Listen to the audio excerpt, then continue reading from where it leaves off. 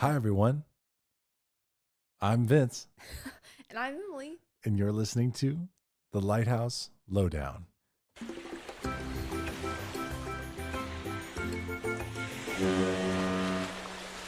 It has been a while, folks. It's been a long time. Some big news. We had Christmas, and we are now engaged. We're engaged. So those of you who didn't know, we've been dating for a while, and now we're going to get married. Yeah, so cute. It's pretty crazy.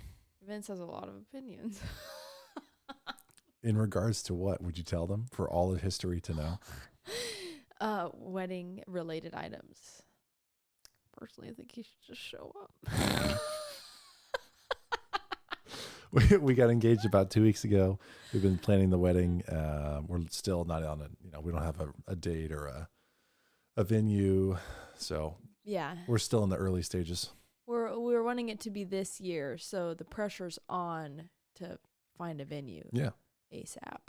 So thank you for listening. If you have any advice on engagement or getting married or life, leave us a voicemail at thelighthouselowdown.com. Yeah.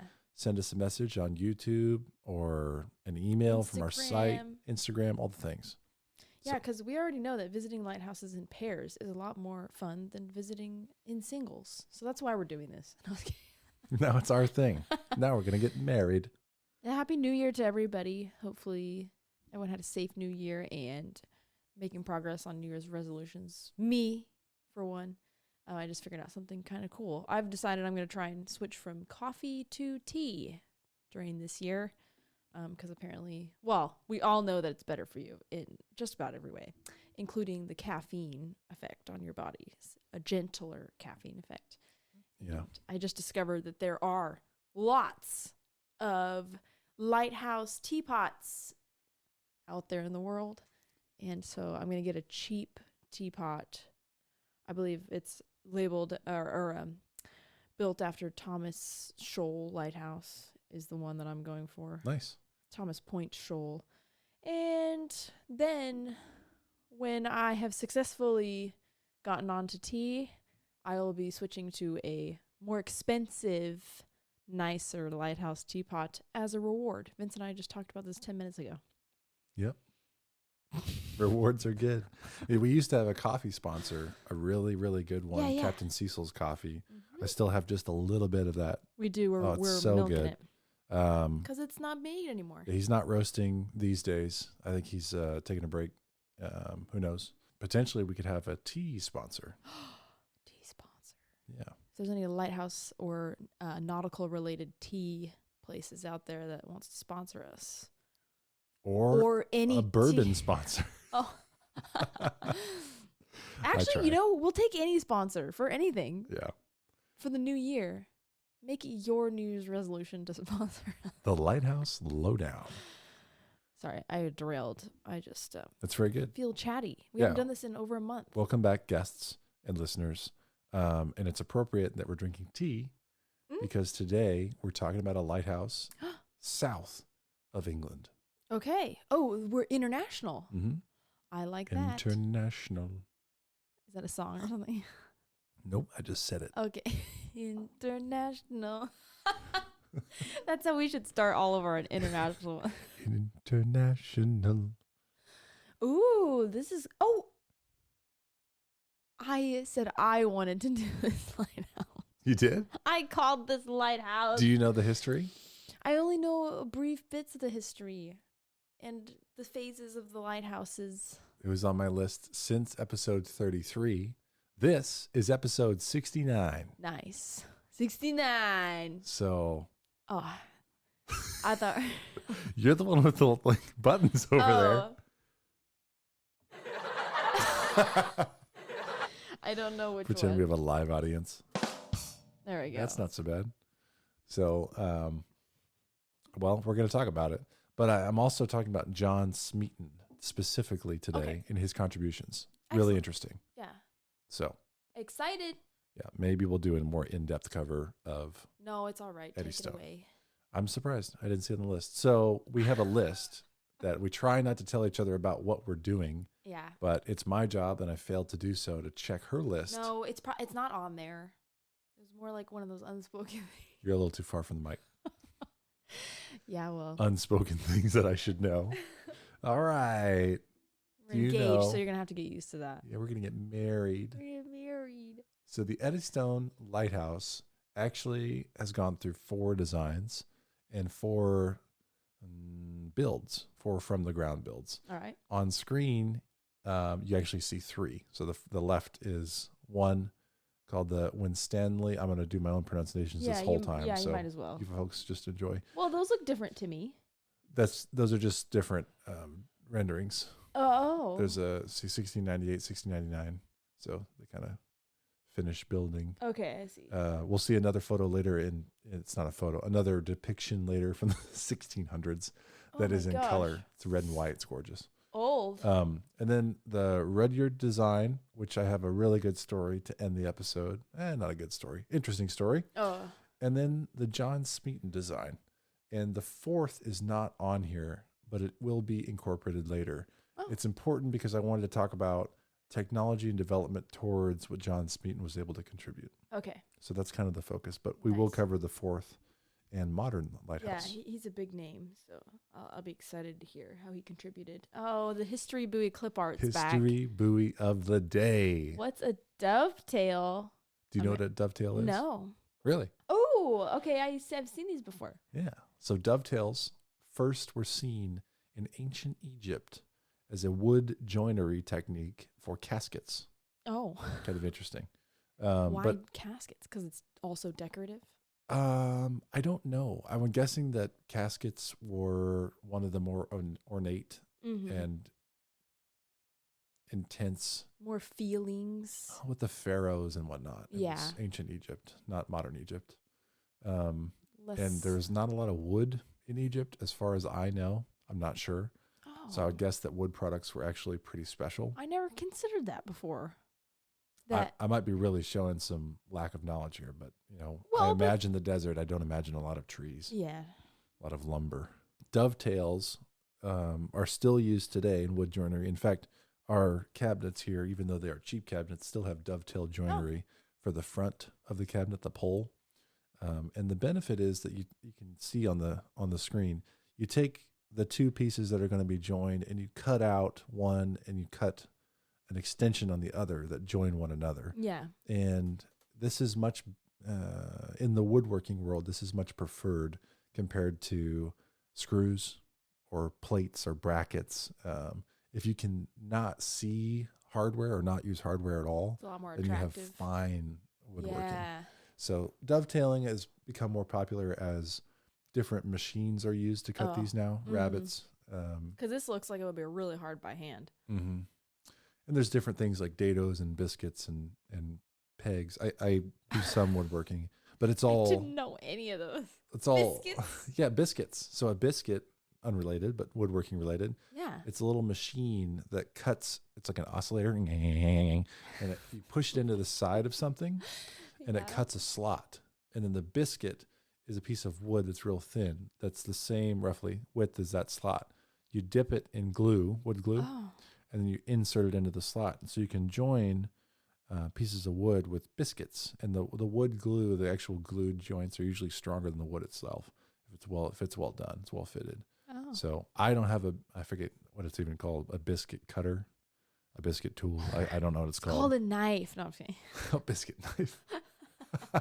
Spread butter on it, then put it in the slot. And then put it in the slot. My mouth. There's a couple variations to dovetails.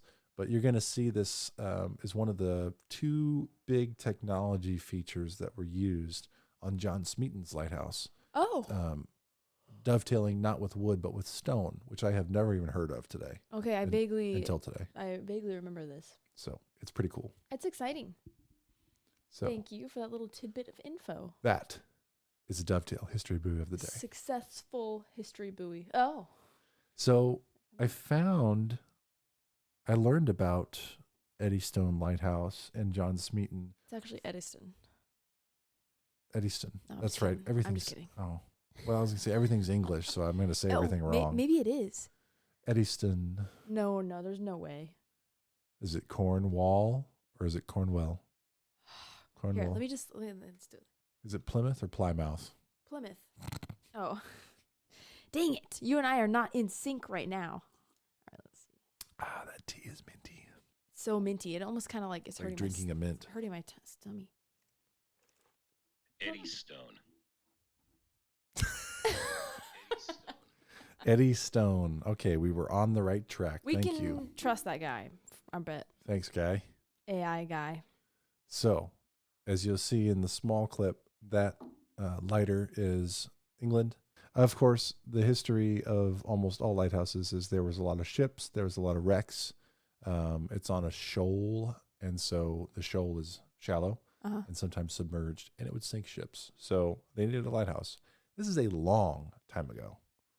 So again, 1696 was the completion of the Winstanley Lighthouse. I want to talk about that for a minute. So I'm going to read from this source. Oh, I was going to say, I found this story, on I think it was a civil engineer's post on LinkedIn of how Smeaton contributed to history, and we'll get there. Yeah. But I read this on LinkedIn. I was like, oh, this is my new lighthouse source.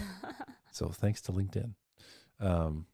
So the building of the first lighthouse started in 1697, finished 1698, I guess, according to this text I'm reading. Okay. By Henry Winstanley, after he lost one of his ships in the area. Oh, he was like, I'm fixing this problem right now. I think he hired a shipbuilder. I read some more details elsewhere, but the structure was made of wood. It was 80 feet high and had lots of ornate designs. Strong weather conditions in the area damaged the structure, and Winsley rebuilt it in 1699. Oh, that explains the two different look there. And the tower was then 120 feet in height, so from 80 to 120. That was, again, 1699. Didn't last long. Survived until 1703, when a terrific storm completely destroyed the lighthouse and Winstanley. With his workforce, they were lost with it. Oh, no. Oh, my gosh. Did it say anything about, like, did they name the storm, or is it just like, yeah, it's a big storm? Big storm. Shoot. Which, that is terrifying. That's the thing of nightmares, to be in a lighthouse and then die in a storm. Reduced to rubble. I mean, it's happened, but yeah. The next addition was the Rudyard Lighthouse. The danger of the reef was still apparent, for more ships than ever were being lost. Following the destruction of the first lighthouse, a man named Captain Lovett acquired the lease of the rock for 99 years. He was allowed to charge all the passing ships a toll of 1 penny per ton. Wow. As agreed by Parliament. Mm-hmm. He commissioned a man named John Rudyard, or Rudyard with an E, in 1706 to design the new lighthouse. The design was a smooth conical shape to reduce the resistance of sea, and it was built at a height of approximately 100 feet. The structure was mainly built of wood, but was set on a granite base. The door entry was in the granite base. Kind of fancy. Are these like in the water? Yes. Okay. Yep. Like offshore lighthouses? Uh-huh. No, but not super far? Right. Okay. The lighthouse was completed and entered service in 1709. Wait, one more question. Mm-hmm. Are all the lighthouses forms that they're building at the same spot? So it's a shoal, so it's a short strip in the water with a couple of high points. Yeah. It's unclear to me where the old ones were. Okay. You will see it's clear where Smeaton's lighthouse was. Oh. Visually, it looks like they're all on the same rock. Yeah, in the pictures, it looks like the same rock depiction. So, but I don't know if that's just artistic. The modern lighthouse was built on a caisson, which we've talked about, on top of this shoal, because it's a cylinder of concrete, and who knows what's inside. Yeah. And then the newest lighthouse is atop of that cylinder. Okay. But these were built on a rock, which will come into history. Okay. So the Rudyard Lighthouse survived 1709 to 1755. Oh, that's pretty good. It was destroyed by a fire. Why? Wait, it was wood? It was wood. It was mostly wood. Oh, shoot. And I have a story about that. Again, we'll close out the episode. It's sad. Yep. And then it's sad. This is your boy. Look at him. It's Leia. It's Princess Leia. He's got the Princess Leia buns. I didn't think of that at all. He's got millennial gray jacket on. Yeah. He's ahead of his time. Kind of looks like Santa Claus, just the face. Yeah, if he And had a then beard, it would be. The cuffs are classy. He's about to whip out a Glock. No. It's certainly a musket. But he's got one hand in his jacket, which is a move of distinguished gentleman. In his vest, even. In his vest, excuse me. It's even more confusing. Yeah. In this painting, though, you can actually see one of his designs in the back. John Smeaton went on to be known for lots of technological advances, and it was my understanding is his name means a lot in England. He's worked on bridges and social development. I think he made a lot of money and then gave a lot of it away to civic development as well. And then, of course, the lighthouse. Nice. I don't know if he built more than one lighthouse. I know that his name and his technology became used in multiple lighthouses and lots of other development. Yeah, maybe not like a bunch of lighthouses, but a bunch of other things. Lots of things. Yep. Okay. So an entry on John. He was an instrument maker from Yorkshire. He was commissioned by the Royal Society to build the new lighthouse.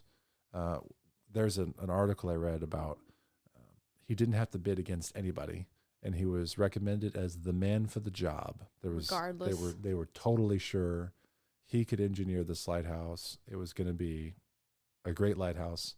There was no one else that they had in mind, which is crazy. Wow. I would say that he lived up to that. As someone who never built a lighthouse, right? I don't think he had. Okay. He's a smart dude, really kind of an engineer hero. Maybe he did like lots of bridges or something, and the concept was kind of the same. Yes. He didn't live, he wasn't even 70 when he died. So he was commissioned. He also realized that such a masonry structure exposed to the ravages of temperature, wind, and sea would require a far stronger and more seawater resistant mortar, cement, than the ordinary masonry mortars of the day. So we're talking 1700. Yeah. It was a constant spray of seawater on the foundation of where they were going to build this lighthouse.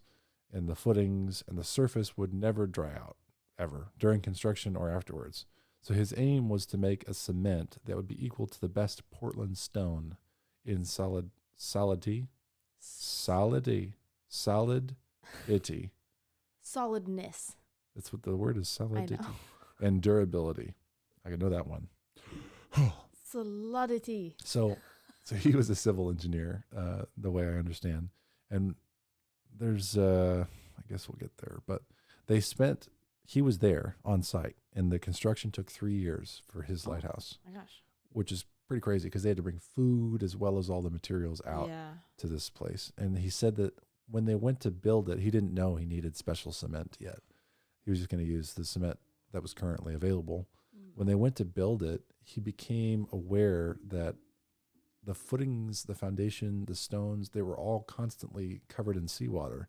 So I think his reputation had already preceded that he wasn't going to allow a project to be built on a bad foundation. It can be a great tower, but look, we've got a problem, so we need to solve that problem in a way that no one has before. So this is all according to this article. Again, LinkedIn, and the civil engineer was fascinated by this. Very nice. So in 1750, the commonly accepted knowledge of cement was that the harder the stone from which the lime was made, it would set better and harden better. Okay. So if you had a harder stone, like limestone's really soft, and granite's, I think, harder. Limestone's super soft, for example. So if you made your mortar out of ground limestone, then it would also be soft. But if you made it out of harder stone, it would be harder. And also, if the mortar was made with seawater, it would never harden in so great a degree that it was made from fresh water. So fresh water used in the creation of the paste of cement was different than salt water. Yeah. You wouldn't want to use salt water. It will never harden. It's not the same. So yeah, that was what was commonly known from masons of the day. And there's a lot of details I'm going to skip. So if you're really into the details, look it up. But there's a series of experiments he did called the Smeaton's experiments. He started investigating different types of limestone that he could source in England, and then so they're limes and different calcifications. So he made balls of 2-inch diameter and tested a bunch of different materials. So he waited until the balls had settled and they were covered with water, and then he took tests and data on the hardness and the curing of that material. So fast forward, I did not doubt, but to make a cement that would be equal the best of Portland stone in those same two durability words. Yeah. And so Portland stone is from Portland, England. Oh. And it's, I didn't know this. There's a lighthouse there too. Oh, cute. But Portland stone was known for being the building stone. It was like, you want to use Portland stone. And for that reason, the cement that he came up with resembled the color of Portland stone. So it became, in his notes, he wrote the words Portland cement. Now, it would be years later, another man somewhere else was credited with inventing Portland cement and named it Portland cement for the same reason. Now, there was some technological differences, but there was a big jump in what Smeaton did. And the hardness of the cement that he invented actually continued to harden through its life. Oh. So similar to ancient Rome, and my understanding of their technologies of concrete and masonry was that it was fantastic for its time, far ahead of anybody who could compete with it. Mm-hmm. So, yeah, the secret of the limestone came from a certain place. I think Aberthaw is how it's said. So, anyways, that was the big breakthrough. That and then dovetails combined together made a really solid tree. Mm-hmm. Or a solid tree. A tree. Solid lighthouse. Lighthouse. You'll see why I said tree here. Because he sat around for a while, putting his head on his fist, thinking, and he came up with the idea of an oak tree. Oak is a super dense, strong wood. And he said, you know, what's happened to the last couple lighthouses have been fires, but also the storms and water out there are a problem. How do we make this strong? So this existing available stone that protruded from the water was at an angle. So you can see they actually built the base of the tower in that same angle, which is, as you know, later, as we would do with wood cribs, concrete cribs, and caissons in modern day. So he was a bit ahead of his time. Fitting it to whatever the surface is. Exactly. Fitting it to the surface's shape, like 3D printing. And then, you know, the oak tree reference is to say that this is a strong figure found in nature. So we'll try to replicate it. And there is stone that runs left and right, if you will, on screen where the lighthouse was erected. So this is your first view of the Eddystone Smeaton edition of the lighthouse, the integral stair tower and all the various stones that made it up. No wood? I don't think there's any wood used. Yeah. At least maybe interior, but we're going to talk about the dovetailed. All those stones are dovetailed. Oh, wow. Which is incredible. And then they also use pegs. So between vertical layers, they would put a rod into it. They drill into a stone, put a rod in, and then drill into the stone above. So it wouldn't be able to slide. I don't know about all of them. Here and there. A lot of them. Wow. So that's crazy. He modeled the shape of the oak tree. It was built of local Cornish granite, and lighter Portland limestone was used on the inside. Developed a technique of securing the blocks, the dovetails. His new hydraulic cement, is what he called it, sealed 1,493 interlocked granite blocks, which have been secured by 700 marble plugs. Oh my gosh. Pretty cool. Yeah, that's a lot of hard work. This is like now I'm like shocked that they only did that in 3 years. 3 years. And you got to lift all that stuff. Yeah. And you're on the water. Yep. So this design stood for 123 years. Whoa. Being completed in 1759. On the water. So to me, and I think to a lot of people who know what's going on here, this is an incredible feat of engineering. Yeah. Incredibly durable. And you'll find it actually didn't fail. The rock it was built on started showing wear from the ocean. Oh my gosh. Under the load of, I presume, the load of the weight of the lighthouse. Of course. So they actually had to make a new lighthouse after 123 years. And it's fun. You'll see the new lighthouse was erected before this one was dismantled. Really? Mm-hmm. It's probably daunting to dismantle that. Yes. So this is kind of a cool note that I found. I don't know the source, but of course all my sources online are cited here at the end.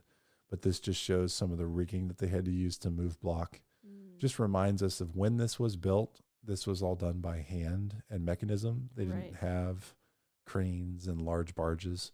So that just makes it continuously impressive for me. This is really, really cool. So this on the right, you'll see the dovetailed stone depiction of how all these were put together. For those of you not watching on YouTube, you should probably go to YouTube. This is like a very picture heavy. Yeah, I'm sorry. Episode. Lots of photos this time. Yeah. But if you understand dovetails in wood, imagine every single piece that makes up a round shape of the lighthouse is dovetailed into one another. It's so crazy. Yeah. It looks like some kind of like clockwork, futuristic sort of thing. Yeah. Very interesting. You can see in the center, I've shown an image that there's a kind of a center key that's a very intricate piece of stone. And then you start going round around there. So it looks like a gear shape. Obviously, that makes up the tower column.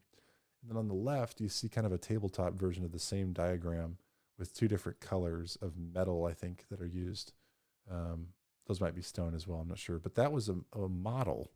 So one of the quotes after the lighting of the lighthouse. It seems that the rest of the world also looked upon the stone lighthouse with awe and wonder. And in the following years after its completion, visitors would flock to the town of Leeds to view John's working model of the tower. Wow. Which is here on the left. Uh-huh. So many people asked to come and view the model that John was unable to personally keep up with the demand. So he delegated the visits to his wife, Anne. Cute. Who was so familiar with the work that she was able to fully explain the construction of the tower. Oh, I'm sure. She's probably heard him raving about it for years. Yeah.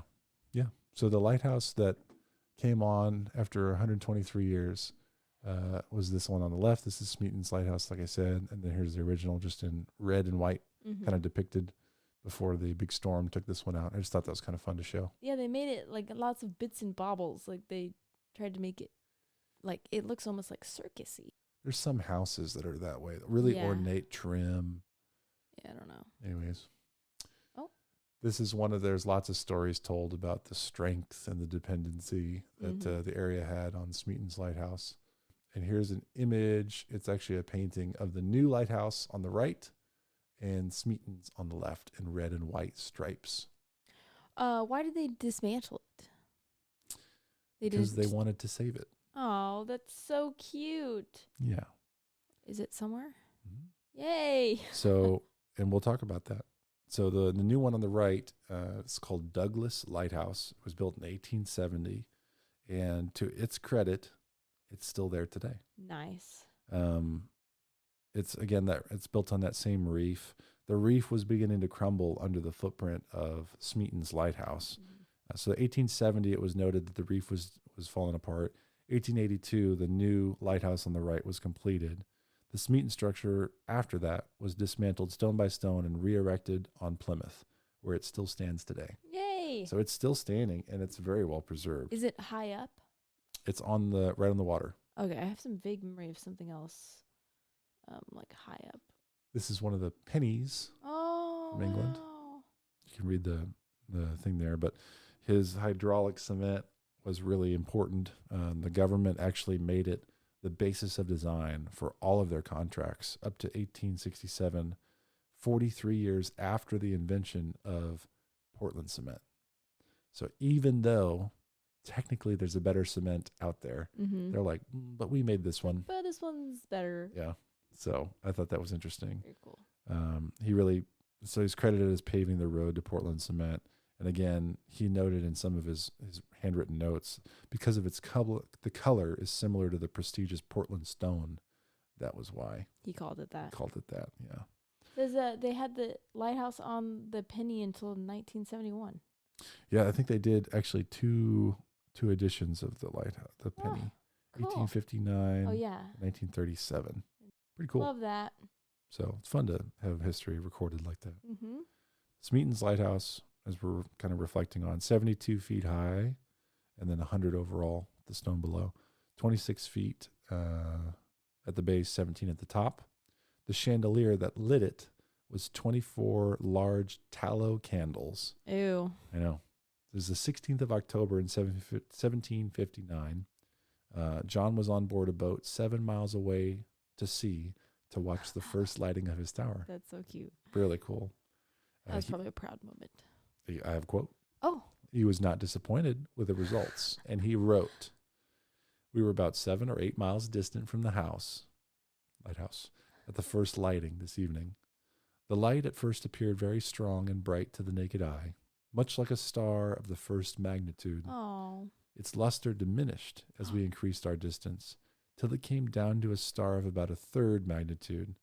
After this, it seemed to diminish and it ceased to diminish, and on the contrary, seemed to increase. What? This I could not but wonder at. It was in operation and structurally sound until 1882, decommissioning. It was due to erosion found on the rocks. Over this time, it had become such an iconic emblem for the people of Plymouth that a successful campaign led to the tower being rebuilt using the original upper sections of the lighthouse on Plymouth Hoe, H-O-E. Still stands there today, with the remaining base of the lighthouse can also still be seen on the Eddystone rocks, which I think they left it out there. Super cool. So also, look at the quality of this. Wait, so they repainted it to be stripy? Repainted it. Looks like, they probably did all the trim again. Yeah. But this is the new home of the Smeaton Tower. Okay. It's been there a long time. Lives on. This is an up-close photo of the base. Oh, yeah, it's like really well taken really care well of. done. Like they just built it. Yeah. And here is the newest lighthouse. I've already forgotten the name. Douglas, yes. And you can see the base. So this is an image today. This is a modern photo. You can They see were so close together. And this is obviously low tide, but there's a boat out there. These are big structures. And the base, honestly, looks great. Yeah. It's still hanging on. Like so hardcore. I'm that sure it's still there. The fact that it's reduced a lot in weight has helped it, longevity. But yeah. Yeah. So Douglas, this lighthouse actually has a helipad on top of it. I think it was the first one ever. It was the first automated lighthouse in England. And it was automated, and they put the... You're looking at me like you already know everything. No, I just... No. Okay. Well, it was the first automated in England of the Trinity Stone lighthouses, Trinity Stone project and series of lighthouses. That's a helipad on top. The birds are really enjoying that helipad. The birds love this place. Look at even the old one has birds on it. The one that's sitting on the pole in the middle, just like, I'm the Lord. I am the best bird. I am the highest bird. But that's a big lighthouse. And I think those are solar panels on top. Yeah. So, but that automation I read, see if I have that written down. I want to say it was real late in the game. Did the Eddystone Lighthouse, the Smeaton's Lighthouse, they still light it just for funds? I don't know if it's used. I think it is used. At least it's displayed. Obviously, it's a big day mark. But this one, Douglas Tower, it was reintroduced, automated in 1982, 100 years to the day since the opening of that tower. Wow. Douglas Tower. That's crazy. It's crazy how much lighthouse history there is on this. Yeah. On this shoal. Like the amount of time they've gone through in lighthouse history, it's like all of it. Meanwhile, what was the lighthouse we talked about got bombed in the United States, in Michigan? The last one. I can't remember the name. That was our last lighthouse. How can I not remember? You want me to look it up? Yeah. I'm just going to go to the lighthouselowdown.com. And you should too. Enjoy our website. Wagashance. Wagashance. How do you forget Wagashance? Yeah. But that was built in the 1850s, and World War II, 1940s, I assume, was bombed. So just take care of your stuff, folks. Yeah. Build cool stuff, then take care of it. I didn't say hose. Take care of your stuff. Hose of Plymouth. Plymouth Hoe. So I just thought that was crazy. Yeah. All right. Ready for a crazy story? Yeah, give me the crazy. So I always try to... Wait, is it haunted related? No. I'm in the mood for it could be haunted. We'll see. Could be. There might be a haunting involved. Resulting haunting? Yeah. So the second tower, which was 1709 to 1755, was Rudyard's tower. Mm-hmm. It burned to the ground. Right. Remember? The story goes... Oh. Lore. What? In 1697, a most unusual incident occurred. One morning, at the end of June, the ship did not arrive. Oh, never mind. Blah, blah, blah, blah, blah, blah, blah, blah, blah, blah. have that same energy, though. I liked it.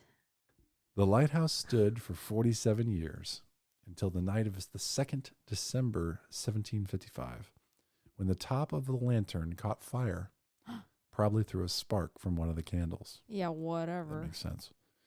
A man named Henry Hall was the keeper on watch, and he was 94 years old. Oh, my.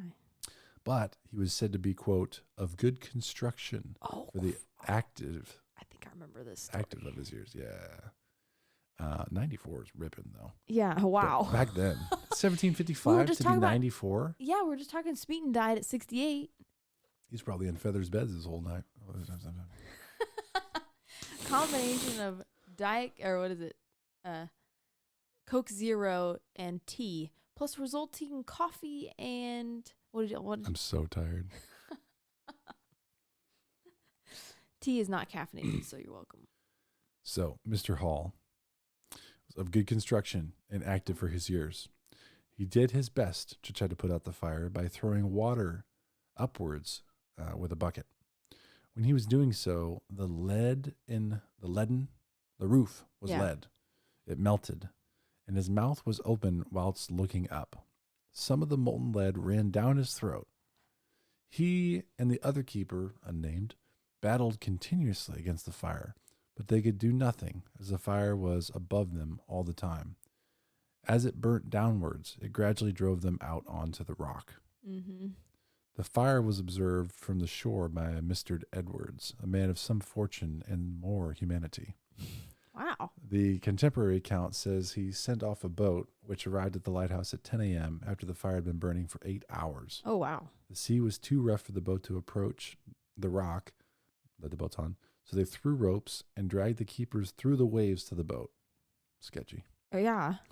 The lighthouse continued to burn for 5 days before it was completely destroyed. Oy, sad. Hard to watch. Yeah. Mr. Hall, unfortunately, lived for 12 days after the incident. A Dr. Spry of Plymouth, who attended to him, made a postmortem and found a flat oval piece of lead in his stomach that weighed over 7 ounces. Dr. Spry wrote an account of this case to the Royal Society, but the fellows were skeptical as to whether a man could live in this condition for 12 days. The doctor was so incensed for the sake of his reputation, he performed many experiments on animals, pouring molten lead down their throats to prove that they could indeed live. It's like you don't need to do all that. That's dark. Now, it is 1700s, so not that surprised. Can you imagine? Oh, it's the worst ever. The thought of just like molten metal going into your mouth. Yeah, I'm not trying to dwell on it. Did he swallow? He must have. Oh God. You'd imagine it would just burn the bejesus out of your skin. Oh. Like, I'm surprised he even had an esophagus left. What is let me look at something. It melts. I mean, think about It melts easy. my stained glass. So in Fahrenheit, wow, never mind. Why? Pure lead, alloys, whatever. Pure lead melts at 621.5 Fahrenheit. Okay, but fires get a lot hotter than that. They can, depending on what they're burning. Yeah. Oh, true. I'm just saying, I thought lead was a low melting temperature. No. Well, maybe compared to some things. Relatively, yeah. Yeah. That's why, like, stained glass is mixed with tin. 65. It's awful. Yeah. Awful. There's some sources. The full sources are available if you so need them. Please. Why would you end on that story? Turd. Because it didn't really fit in anywhere. You could have started. Yeah, I guess you're right. Disgusting. I bet he wished he wasn't alive those 12 days. No, that's terrible. It's awful. So, dun, dun, dun. True stories of terrible things. I just want to interject, and maybe we can put a picture of him up here, but we want to dedicate this episode to Honeydew, my sister's big Great Pyrenees mix who passed away very unexpectedly today, and we all loved him so much. He was the best dog ever. So I want to commemorate this episode to Dew. We love him. He was a good boy. He had a lot of fun with Dew. Mm-hmm. Short life. Went too early, went so unexpectedly. So chewed a lot of our stuff. Yeah, he did. A lot of items fell to do.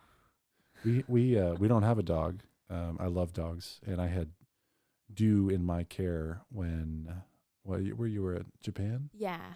So it was about a month we had him. Yeah, like a month he was in our house, and I did grow up with dogs. I love dogs, but Dew and I became close. It was really sad to hear today when he was gone. So if you got a puppy, hold him close hold tonight. him close. Give him a scratch for us. Yeah. Give him big scratches. And we want to thank you for joining us again in the new year. Hopefully your New Year's resolution is to keep our lighthouses alive and keep this podcast alive, because we do it for you guys and kind of for us. I was really excited before this episode. Heck yeah. Like, yes. Back to the game. Back to it. Thank you for joining us. And we will see you next time on the Lighthouse Lowdown 2025.